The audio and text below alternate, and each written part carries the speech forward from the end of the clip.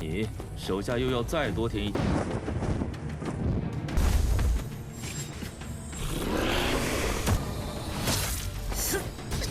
我说过很邪门了，确定他只是舞动？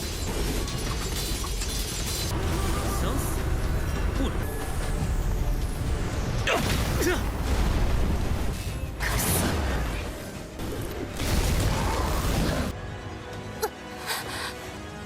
是吗？觉得你们赢了？ Halo guys, welcome back to KD Universe. Mari kita lanjutkan Siege Chanhun atau Peerless Battle Spirit. Yes, di part hari ini guys, kita bakal melihat China melawan Fei Peng beserta si kakaknya seru nih. Karena kan Fei Peng aja udah terkena cukup kuat, apalagi kakaknya ya kan. Apakah China kita bisa mengalahkannya 2 lawan 1? Berdasarkan part kemarin kita udah menyaksikan Ciampilan terlihat sangat iri kepada Putri Miao. Walaupun dia terikat dengan China namun dia bisa bebas kemana aja. Beda sama Ciampilan sendiri yang terikat dengan aliansi bisnis. Maka nggak bisa kemana-mana guys. Setelah itu dia memutuskan segera kembali ke kediamannya. Sesampai di sana betapa terkejutnya karena si nenek tetua sudah tergeletak dan tidak berdaya. Sang nenek yang sekarat dia memberikan pesan untuk keluar saja dari aliansi bisnis. Karena dia pernah mendengar Ciampilan bakal dipaksa nikah oleh orang jahat yaitu kakaknya Xiao Fei Peng. Nah setelah mengungkapkan itu neneknya pun meninggal guys. Gimanakah kelanjutan pertarungan mereka? Langsung saja kita masuk ke intro ya guys. Hehehe. Xiao Fei Peng dan kakaknya kembali ke kediamannya Ciampilan. Ciampilan saat ini sudah tidak ada di sana untungnya guys. Membuat mereka berdua mencoba mencari ke sekeliling ruangan. Namun mereka malah menemukan sebuah harta cermin. Kalau kayak lupa, harta cermin inilah yang digunakan Ciampilan untuk melihat aktivitasnya China guys. Jadi dia ngintip. Namun mereka berdua sangat kesal kan? Karena mereka berdua tidak mengetahui Ciampilan bisa memiliki harta yang kayak gini. Gak lama dari itu, dia melihat China yang sedang berjaga di tempat Putri Miao berkultivasi.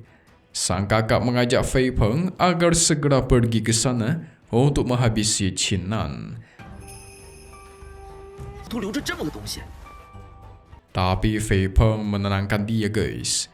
Chinan ini bukanlah seorang praktisi wukong biasa. Dia aja bisa mengalahkan yang Tai Tian dengan mudah. Si kakak gak peduli dan gak takut. Menganggap yang Tai Tian lah yang terlalu lemah. Jadi itu adalah hal yang normal kalau semisal dia dikalahkan. Fei Peng semakin yakin kakaknya ini ya pasti bisalah mengalahkan Chinan. Dia mengajak sang kakak agar segera pergi karena dia memiliki sebuah teknik teleportasi yang baru dia pelajari. Segera Fei Peng membuka portal di sana. Dia sangat senang dengan ada sang kakak, pasti dendamnya terbalaskan nih. Chinan dihabiskan. Pada akhirnya mereka pun pergi guys.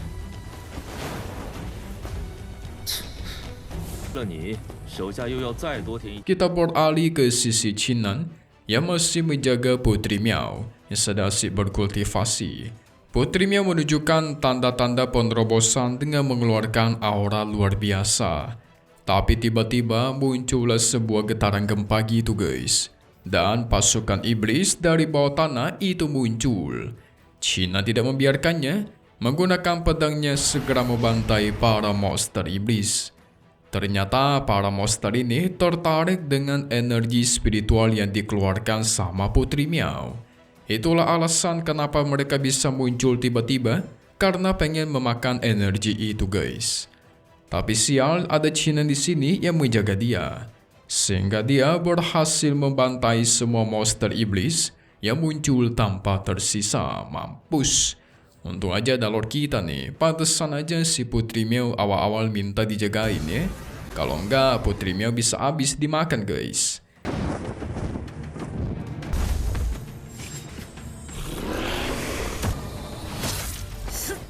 Namun dia merasakan ada orang lain yang menyerang secara tiba-tiba, membuat dia lebih waspada terhadap sekitar dan tuar. Muncullah Fei Peng bersama kakaknya. Cina semakin murka guys. Muncul juga nih dua kroco nih. Segera dia pun melesat. Berani-beraninya udah dikalahkan tapi datang menyerang. Tapi dengan mudah kakaknya Fei Peng membawa sang adik berteleportasi ke belakangnya Qinan. Qinan sedikit kaget, gerakannya cepat sekali. Tapi dia tidak mau menyerah, segera melemparkan pedang-pedangnya dan membuatnya menjadi ribuan gitu guys.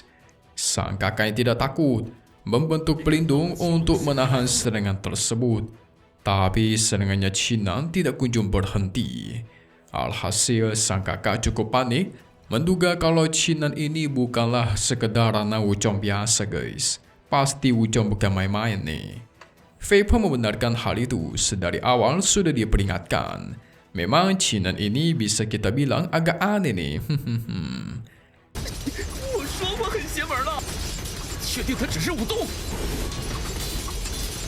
Qinan secara diam-diam mengaktifkan tekniknya yang lain. Sang kakak menyadarinya, mencoba menyerang dirinya untuk menghentikan teknik ribuan pedang tersebut. Ternyata cara itu berhasil. Qinan jadi melepaskan tekniknya guys. Tapi sayang tidak ada kata menyerah. Dia kembali mengancam si Xiao Fei Peng agar membawa kakaknya pergi dari sini kalau tidak ingin dihabisi. Merasa diremehkan, kakaknya pun murka guys, mengumpulkan kekuatannya begitu besar, memancarkan aura yang super mengerikan. Namun apa yang terjadi? Secara tiba-tiba dia melihat ada sosok pedang besar yang melesat ke arahnya dari langit. Ternyata itulah teknik yang si Qinan persiapkan secara diam-diam tadi. Sang kakak berfokus membentuk pelindung untuk bertahan dari pedang itu. Tapi sayang pedangnya terlalu kuat guys. Semua pelindung milik sang kakak pun hancur ketika mengenainya.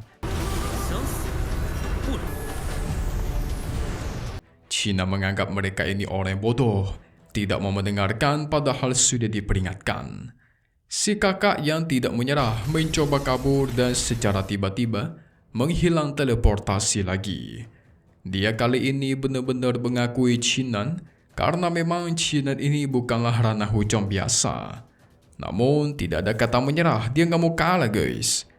Kali ini dikumpulkan kekuatan, mengendalikan para monster iblis yang ada di sana untuk menyerang ke arahnya. Cara itu berhasil membuat Qinan kita agak kesulitan, bahkan dihempaskan. Dia tidak mau kalah pun melancarkan pedang lagi guys. Sialnya tiba-tiba pedang itu ternyata sudah dikendalikan oleh kakaknya Fei Peng. Alhasil Qinan pun terkepung dan terkena serangan telak dari sang kakak secara langsung.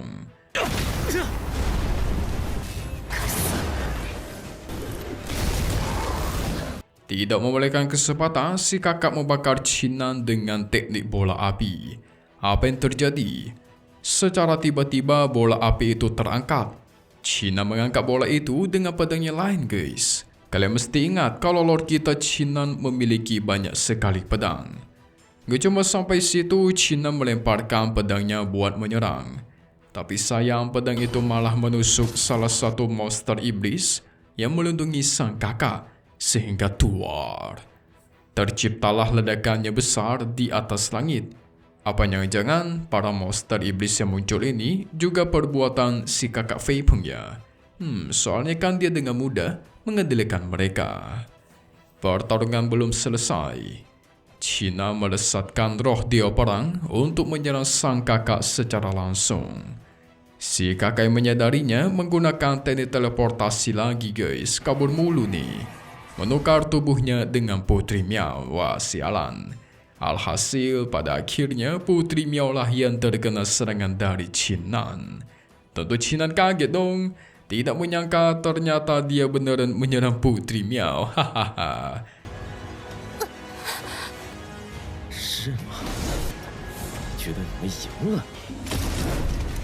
Seru sekali pertarungan kali ini ya.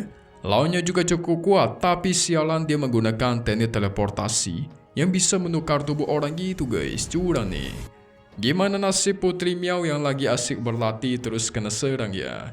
Dia terkena serangan dari roh dia perang pula. Wah, berat sih ini. Hahaha. Apakah dia meninggoy ataukah tidak? Coba kita lihat bagian spoiler aja deh buat part 104 mendatang yang akan rilis lagi nanti. Jadi singkatnya kita bakal melihat Shinan murka dan mengumpulkan kekuatannya yang semakin besar daripada sebelumnya. Tidak hanya itu, dia bahkan menggunakan teknik barunya guys, yaitu sayap Phoenix. Si kakak menyaksikan itu terkejut ketar-ketir. Langsung kabur dia guys. Tapi dalam sekejap Shinan maju dan meninju sang kakak hingga terhempas. Masih belum puas, dia terus menghajar kakaknya Xiao Fei Peng hingga dibanting-banting guys. Saking kuatnya Shinan sekarang, petir yang menyambarnya aja nih bisa dia tahan dengan mudah. Syukurin tuh. Menyinggung MC kita, kesalahan terbesar. So, kita tunggu lagi di part 104 Jueshe Janhun atau Peerless Battle Spirit. Tunggu di hari biasa guys. Update lagi nanti untuk tonton selanjutnya. Dan pastinya cuma di sini, KD Universe. Thank you buat kalian sudah nonton dan selalu support channel Mimin. Semoga kalian semua sehat selalu ya. Memang pamit undur diri dulu. Kita bakal ketemu lagi di video-video selanjutnya. Oke kalau gitu, see you guys.